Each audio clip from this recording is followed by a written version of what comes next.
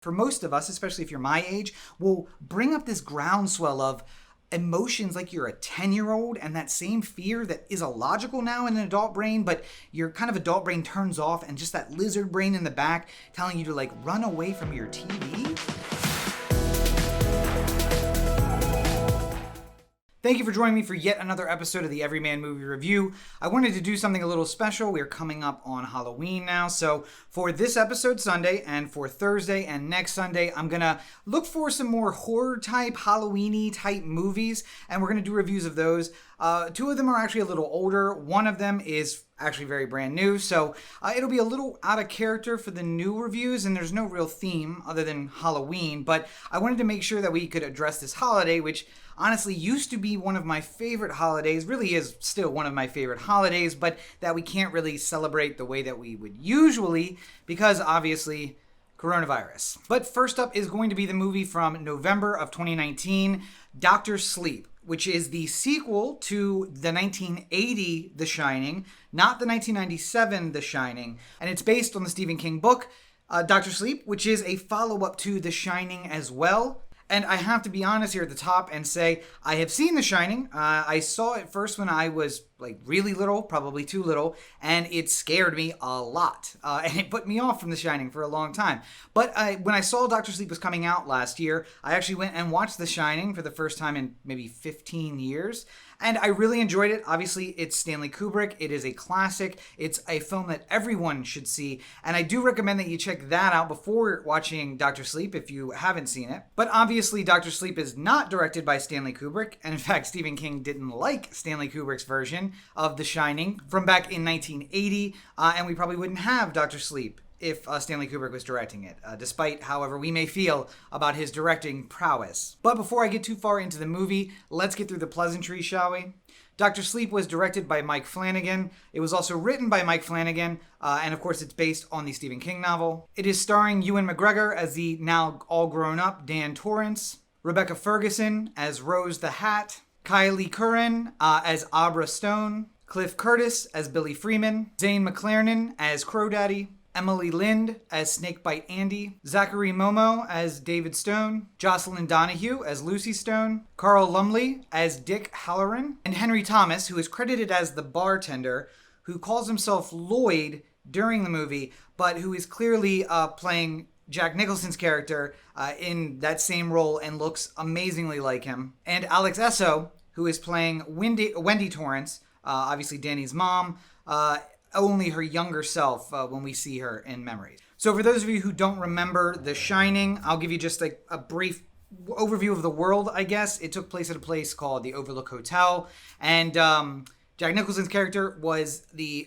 caretaker of the hotel, and he brought his family with him, and Danny Torrance was the child, and you probably have seen scenes, even if you haven't seen the movie, of him riding his trike through the hallways, and there's creepy twins, and there's a bathtub lady, and there's a lot of ghosts in the hotel, or something like ghosts.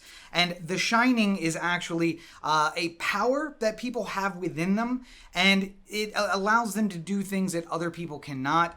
For instance, Danny Torrance talks about seeing flies around people's faces right before they're going to die. So he knows when people are going to die. And obviously he can speak, or he sees the dead, a la kind of Sixth Sense, but obviously way before the Sixth Sense. And The Shining is, that power coming out or manifesting itself. And I think that you can kind of see it as the event when someone realizes they have the shine. Or that the shining is the act of the shine, which is that power within you coming out. And we start out in Dr. Sleep just a few months after the events of The Shining. We see a young Danny and a younger Wendy, and they are both, trying to get over the events that happened at the Overlook Hotel. And Wendy says that Danny hasn't spoken since that day. And basically we see a young boy trying to come through the trauma that obviously would have happened with the events that are in The Shining. And Carl Lumley plays Dick Halloran, who is also dead, so that's why Danny can see him. But he kind of gives him a gift. He says, here is how you can deal with all of these bad memories and with these ghosts, these apparitions that come to you. And he teaches them this, something I actually found out, an ancient Roman way of dealing with mental, like ways that you keep your mind clear. And that's taking all of this thing and putting it in a box in your mind. And it's a really great way of filing things together and trying to compartmentalize your brain. But for Danny in Dr. Sleep, it teaches him how to trap these spirits within his mind so that they can't bother him anymore. And so from there, we flash forward to 2011, where Danny Torrance is no longer plagued by the ghosts of the Overlook Hotel, but he's kind of plagued by the ghost of his father. And basically, he's gone from all the emotional damage that happened in that one event to the overall emotional damage of dealing with his father for his childhood. And that has led him to be an alcoholic. He is kind of living a drifter life. We actually first meet Ewan McGregor as Danny Torrance when he gets in a fight in a bar and then hooks up with a woman from the bar. And when he wakes up and her kid is around, he's very put off by the fact that there's a kid there, either because of the way she acted and had a kid, or just because of the fact that he doesn't want to be around kids. So he once again hits the road, and he finds himself in a small town, and he comes in contact with Cliff Curtis, and Cliff Curtis, of course, is a recovering alcoholic, so he sees all of the signs of an alcoholic in Danny Torrance, and basically says, hey, you look like you're running away from something. I've been there. I came here running away from something too, and now I'm this great person in the community. And he vouches for him, gets him a place to stay, takes him to an AA meeting, and basically turns Danny Torrance into Dan, finally turning into a grown man. And we flash forward from 2011 to 2019, where Dan is what we saw Cliff was at the very beginning. He has turned his life around. He gets a job working at a hospice, and a funny thing about that is that, like, he gets that job because he meets, I think at the AA meeting, a doctor who he keeps grabbing on his wrist. Like, I forgot my watch. Where's my watch? And he goes up and tells him, like, you left your watch in the bathroom above the vanity. And if you go there, you're going to find it. And obviously it's something only the doctor would have known, but he goes and finds it and he says, this is an interesting skill. And Danny, basically like laughs it off, but obviously part of his shine. And he gives him a job at a hospice, which is an interesting job for a guy who can tell when people are going to die and has contact with the dead. But years later, we see that he's still working at the hospice. We meet Azzy, who is a cat who will go into a room at night when he knows a patient's about to die. And that's actually based on a real cat. It's a story I'd heard of before, that a cat at a hospice had like 100 times gone into a room of a patient who was about to die. And basically, no one died in this hospice without this cat going in there. This cat from the movie, however, is named Azzy, which is Azrael, which is the angel of death. And in fact, one of the guys, when we first come into 2019, Azzy goes into a room and Dan follows him, and we see a patient there, and he basically is afraid. He's like, I'm not supposed to die. This is not what's supposed to happen. And Dan is able to give him some solace to say that, it's just like going to sleep. Dying is just like going to sleep and moving on to the next thing.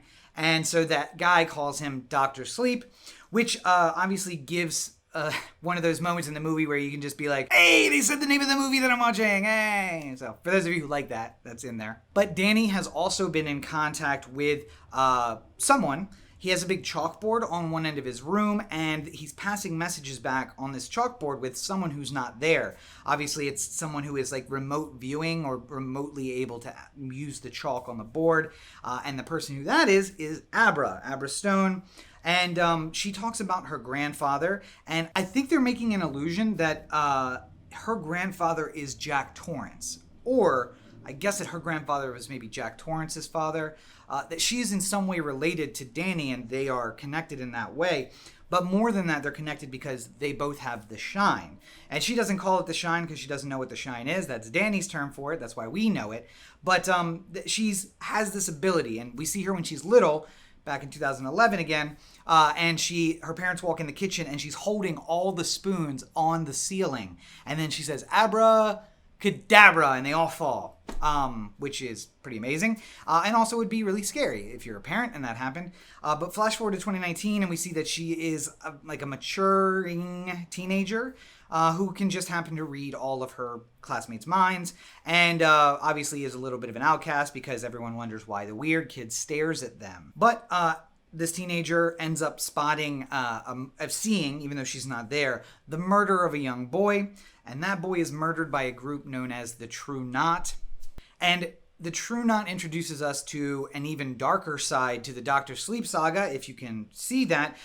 Scarier than the Overlook Hotel are actual people who have recognized the power of the shine and use it to essentially create immortality. Now, it's not true immortality. We also do see one of these, this crew die, but essentially you can live a very long life. They intimate that the person who died was born before Rome, that he essentially may have been as old as civilization himself.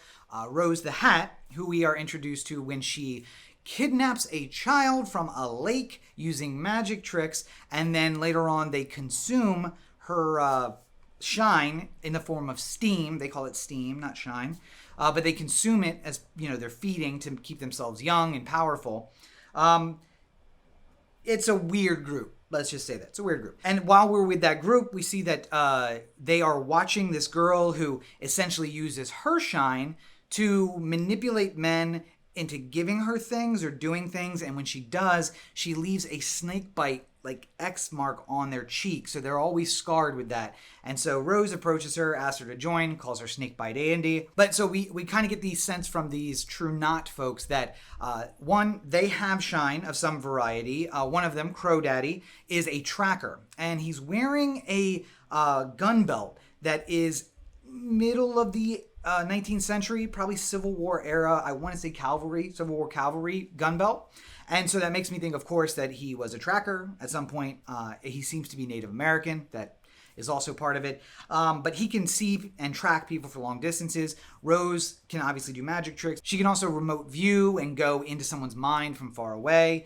Andy can manipulate people. So while they might have usually taken Andy's shine and consumed it, instead they bring her in to help hunt more shine, because obviously she can convince someone. And we see during the saga of the little boy that Abra watches be murdered, that Andy essentially coaxes him in the car by just convincing him it's going to be fine, and he comes with them. So that's about as far as I can go without giving away too much. Even though it's an older movie, obviously you may have missed it at the end of the year, beginning of this year. It came to streaming in February, so just prior to quarantine. But if you want to see it and you don't want to have it spoiled, obviously you'll have to skip down. But go ahead and do it now. To skip down to the time down below, because the spoilers are about to start right here. So during the murder, Abra sees the murder happen, but Rose also sees Abra and calls her a looker, somebody who can remote view like Rose can. And this kind of sets our two groups at odds with one another and on a collision course.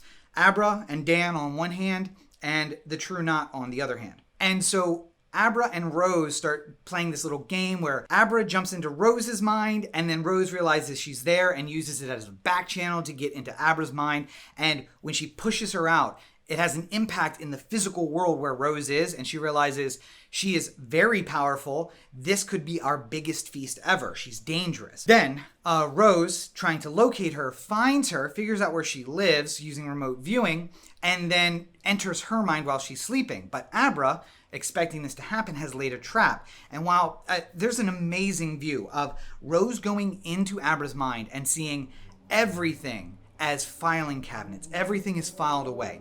So she starts digging through the files, and she has one of those file drawers open when it sucks shut and grabs her hand in it.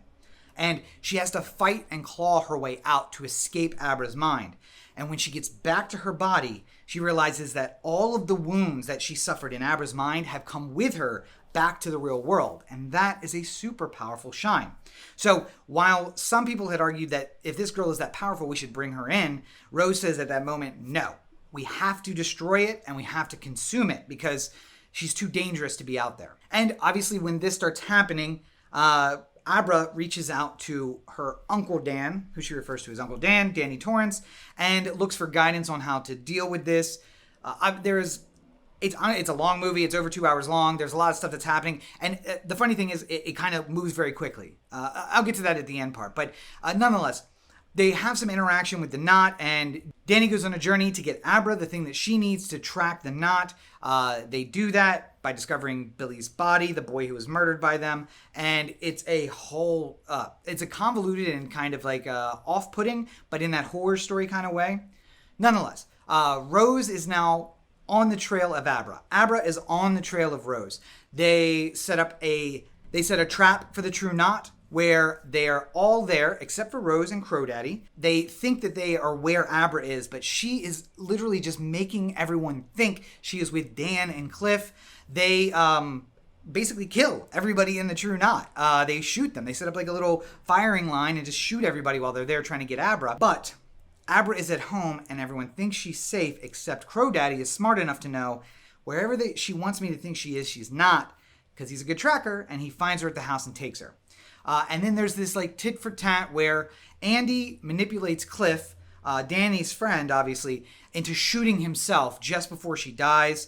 Then Danny goes into Abra's body and possesses it and gets Crow Daddy to kill himself by crashing the car. And Abra's wearing her seatbelt. Crow Daddy is not. They wreck the car, and then he goes out the windshield and dies. The real Danny in the real world then picks up the real Abra in the real world, and they make their way to the Overlook Hotel because Danny realizes this is how he can destroy Rose. He can basically set the hotel on her.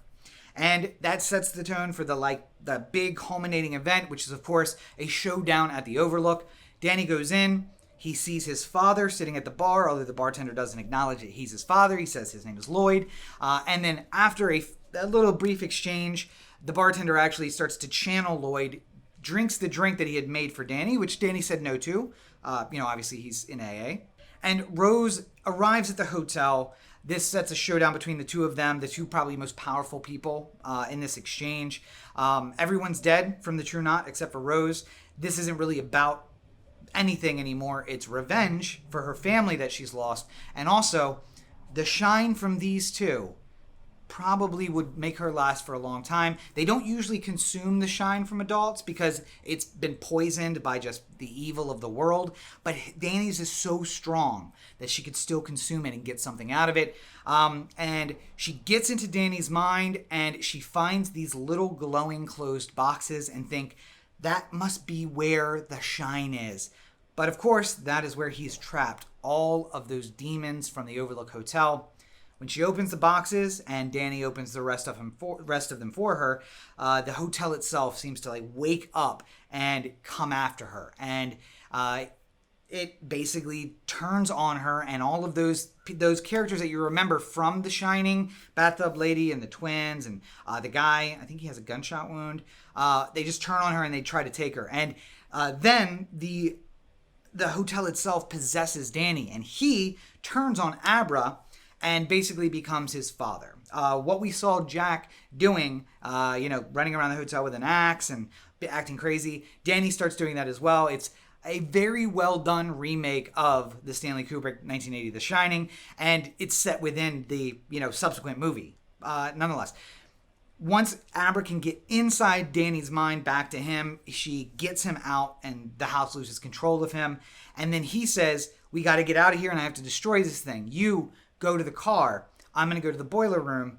Goes to the boiler room and destroys the entire house. But of course, it means that he is destroyed along with the house. And there is this wonderful moment right at the end when the boiler is about to go critical and he's talking to his mother and basically telling her that, he figured out how this was going to happen and he was doing this to make everything better. And cut to later, we are with Abra, and she is doing a good job of keeping a lid on the shine so she doesn't attract too many people, but she does still talk to her Uncle Dan, who is Danny, so we know that he is communicating with her from the afterlife. She also mentions that she talks to her grandfather, and nobody ever says who that is. But again, that's where I got the illusion that I think that Jack was her grandfather, or maybe Jack's father was her grandfather. I'm not really sure. But that brings us to the end of the movie. So that's the end of the spoiler section. Let's go ahead and bring everyone back in and we'll get my thoughts on the movie as a whole and my recommendation right now. So 1980s The Shining is a Stanley Kubrick picture. And very few things are going to stand up and stand next to a Stanley Kubrick picture. And I don't think you should go into Dr. Sleep looking for a Stanley Kubrick picture. That being said, horror movies are also not often put in the category of an award winner. This came out in 2019, so it would obviously be up. And I don't believe that it was nominated for anything. I don't believe it won anything. And that's fine. The Everyman Movie Review isn't about making an award winner. It's about making a movie you can enjoy. If you like the horror genre, I think you're going to love this. If you like Stephen King books turned into movies, you are absolutely going to love this. It's got all of the things that you love about those books in a movie that's been made now. So it's fantastic. And I think the best thing about it is the movie never seems to drag. It is a little long. It's over 2 hours long.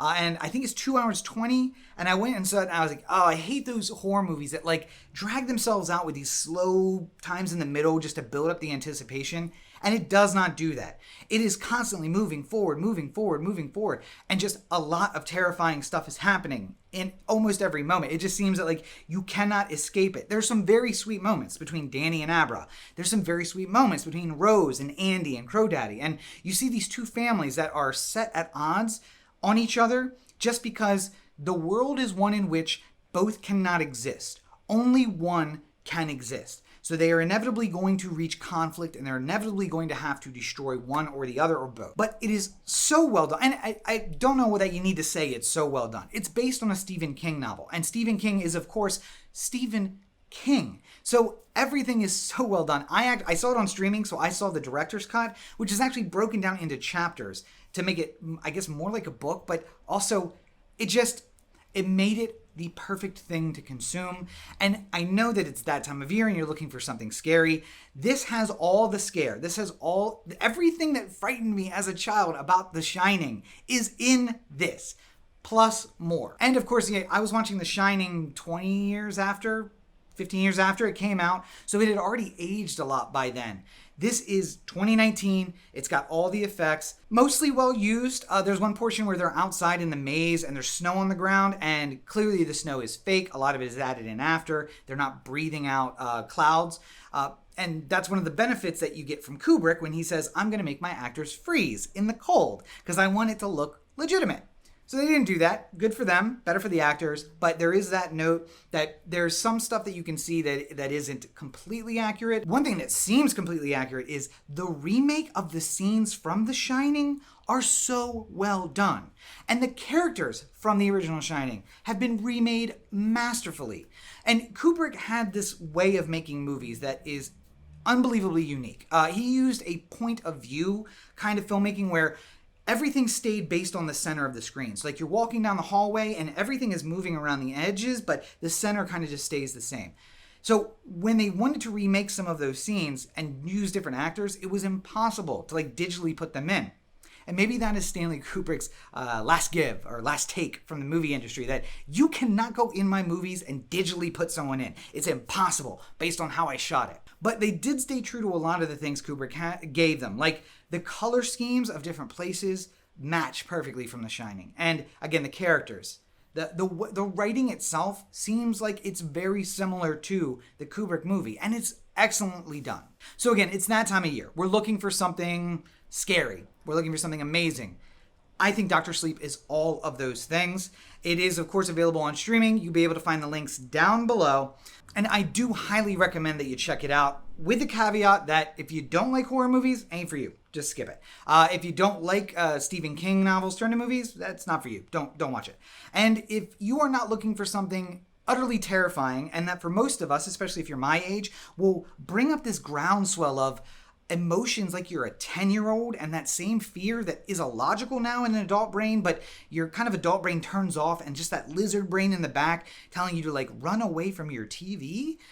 If you love that, you're going to love the movie. If you don't, you want to skip this completely. So I, of course, recommend that you see it, but whether you watch it or not, I hope that you will take the time to check out some of the other videos on this channel. I have done a few horror movie reviews already. You'll be able to see those at the end of the video. I'll make sure that they're there for you to click on. But I have a whole lot more than just movie reviews here, so make sure you check out everything I have to offer. You can, of course, find more from me at Robert N. Cheek on all your social networks and robertncheek.com, and you can find the Everyman Movie reviews on social as well. Those links will be down in the show notes below. We will be back on Thursday with yet another episode. Again, in the Halloween spirit, it will be a scary movie, a new one this time. So you're going to want to make sure that you tune in for that on Thursday. But until then, please take care of yourselves and each other. Have a great week, everybody.